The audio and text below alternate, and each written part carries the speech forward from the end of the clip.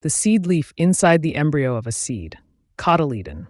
A cotyledon is the first leaf or pair of leaves produced by the embryo of a seed plant, which helps in the initial stages of growth. Imagine you're packing for a trip and trying to fit everything you need into a small suitcase.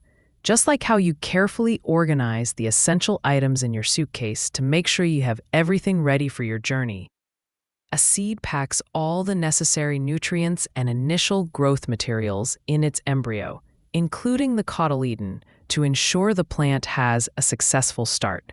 The suitcase is like the seed, and the essential items you pack are akin to the cotyledon, which acts as both a food source and a starting point for the young plant, ensuring it has what it needs to grow and thrive once it unpacks in the soil.